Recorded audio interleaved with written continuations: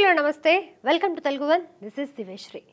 రావు రమేష్ తన తండ్రి స్వర్గీయ నట విరాట్ రావు గోపాల్ రావుని ఇన్స్పిరేషన్గా తీసుకొని 2002లో బాలకృష్ణ హీరోగా వచ్చిన సీమసింహం ద్వారా సినీ రంగ ప్రవేశం చేశాడు. అడ్డాల శ్రీకాంత్ కొత్త బంగారు లోకంతో రావు గోపాల్ రావు గారి నట వారసత్వాన్ని నిలబెట్టడానికి వచ్చాడనే విషయం అందరికీ అర్థమైంది. కిక్, మగధీర, కలేజా, అత్తారింటికి దారేది, Duvvada Jagannadham, Mukunda, Leader, Gabbar Singh, Legend, Hyper, Oh Baby, సీతమ్మ వాకిట్లో సిరిమల్లె చెట్టు, ఇద్దరు అమ్మాయిలతో, సినిమా చూపిస్తామమ్మ, పుష్ప ఇలా ఎన్నో సినిమాల్లో అద్భుతమైన పాత్రలు పోషించాడు. సరికొత్త డైలాగ్ డెలివరీతో తండ్రికి తగ్గ తనయుడు అని అనిపించుకున్నాడు.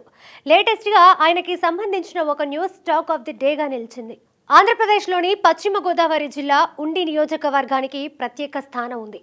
ప్రకృతి రమణీయత మధ్య ఎప్పటికప్పుడు నూతన సొగసుల్ని అద్దుకున్నట్టుగా ఉంటుంది. ఇప్పుడు ఈ నియోజకవర్గానికి రావు రమేష్ 3 లక్షల రూపాయలని విరాళంగా ఇచ్చాడు.